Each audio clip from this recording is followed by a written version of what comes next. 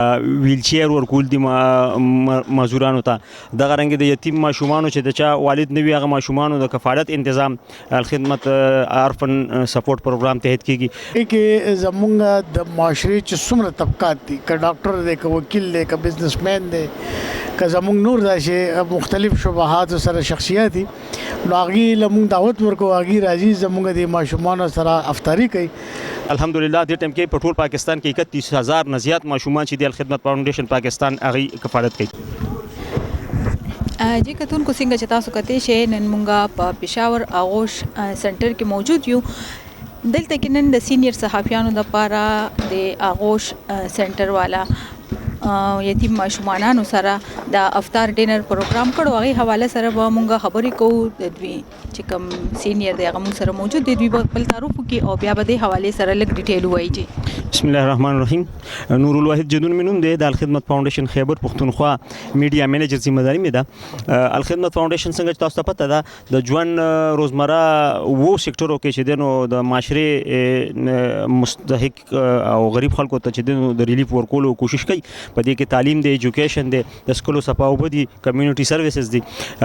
ویل چیر ورکول دي مزدورانو ته دغه رنګ د یتیم ماشومانو چې د چا والد نه وي هغه ماشومانو د کفالت تنظیم الخدمت عرفن سپورټ پروګرام تحت کیږي نو د دې نن چې کوم د افطار ډینر په آغوش پیښور کې د کې چې د نو موږ د پیښور سینیر صحافیان راغوښتو او هغه د ماشومان سره چې نن د افطار ډینر کې شامل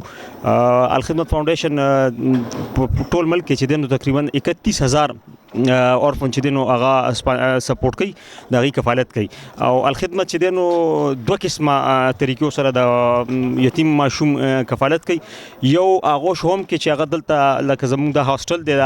آغوش په نوم باندې په دې کې موږ سره ماشوم وي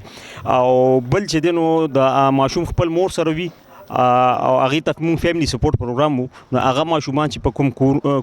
کور کې میندو سره وي د هغه ایجوکیشن الخدمت فاونډیشن چې دینو سپانسر کوي نو دې ټیم کې په ټول پاکستان کې الخدمت فاونډیشن 31000 نه زیات ماشومان چې دینو هغه کفالت کوي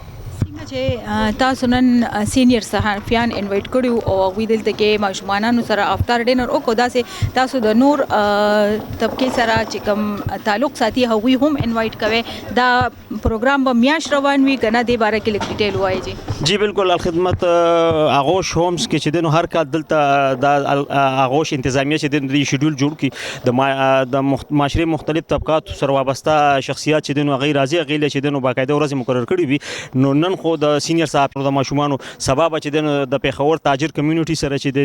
وي دغه رنګې بل ورځ چې دی نو بیا د بیروکراسي سره وي سرکاري دفاترو چې کار کوونکي ملازمین هغوی سره به وي دغه رنګ د ژوند مختلفو اړخونو کې چې څوک خدمات لګیا دي ورکوي نو هغوی سره چې دی نو مختلف ورځو کې چې دی نو دلته د افطار ډینر ماشومانو سره اهتمام خدمت آغوش هم کړی دی بس پیغام هم دا دی دا چې ګورې چې مونږ ما تاسو ته ووایو که نه چې د یونیسف یو ریپورټ په 2012-13 کې راغلی چې په پاکستان کې د یتیم ماشومانو تعداد چې د 42 لاک نه زیات دی دا ډېر غټ تعداد دی نو دغه وخت کې بیا د الخدمت فاونډیشن پاکستان منتظمینو د مرکزي صدر او هغې مرکزي کابینټ دا فیصله وکړه چې دا ډېر غټ تعداد دی او دې نه خو په راتلونکي وخت کې په پاکستان کې یو انساني المیه جوړېدی شي ځکه چې دا ماشوم خو چې دی نو دا د هر چا لاس له ورتلی شي او مطلب دا هر څوک چې د په کوم طریقه باندې استعمالي نو استعمالول شي نو دا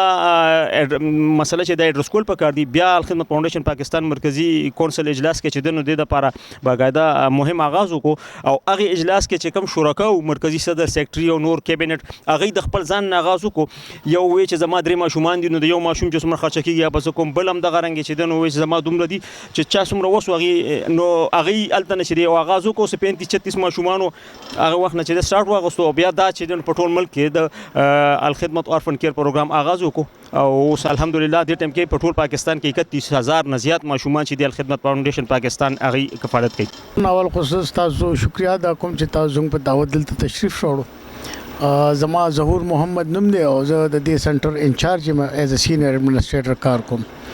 څنګه چې زما مرګرو تاسو سره خبر وکړه د الخدمت فاونډیشن پاکستان د سوري لاندې دی وخت په ملک کې 2 آغوش هوم سنټرز دي چې په هغه کې 2000 نه زیات ماشومان یتیمانان ماشومان موږ سره رجسټر دي او زمونږ مقصد د دې پروګرام دا دی چې هغه ماشومان چې د پلار د شفقت نه محروم دي او د هغې مین دي چې دی نو د دې خبرې جوګنې دي چې خپلو بچو باندې تعلیم وکړي او د هغې خصمانه وکړی شي نو داسې ماشومان چې دي دې دپاره دا کورونه جوړ شوي دي غوښ هم چېرته چې دلته دې ماشومانو ته د زندګۍ اعلی معیاري کفالتي خدمات ورکولی کېږي په دې کې دې باندې عصري تعلیم دی تر FSC پورې او بیا چې کوم ماشوم کې پوتنشلی نو هغه موږ پروفیشنل ډیګري پورې مرسو ورسره د دې صحت دی ورسره د دې دینی تعلیم دی ورسره د دې معاشرتي تعلیم دی کوکریکلم دی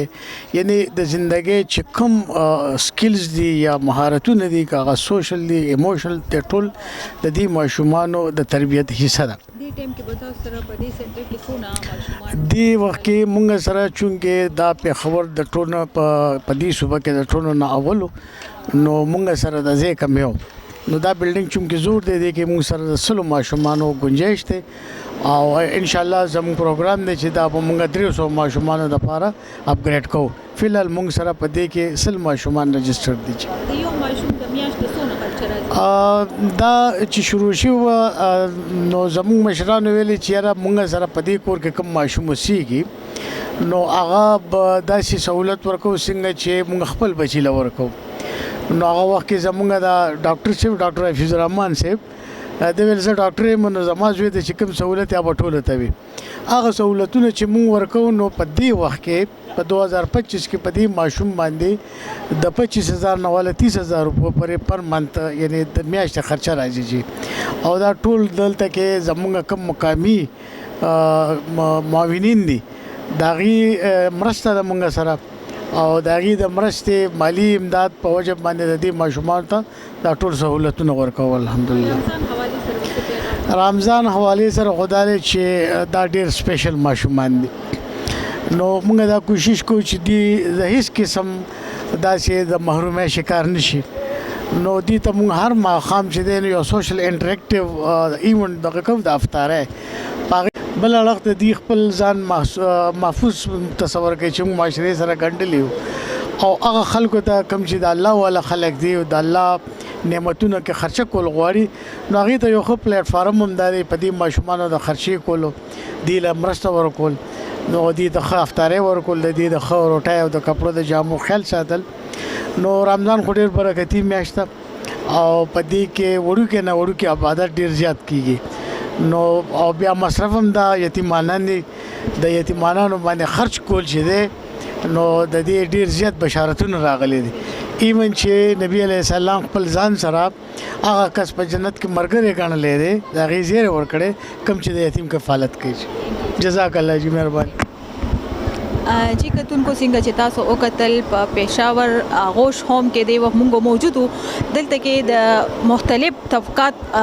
سره معاشره کې چې کوم حضرات اووی ته دعوت ورکړل کېږي باقاعده شیډیول تیار کړی وي چې د یتیمانان ماشومان سره اووی افطار ډینر وکړي او د ماشومان خپل ځانونه یو محفوظ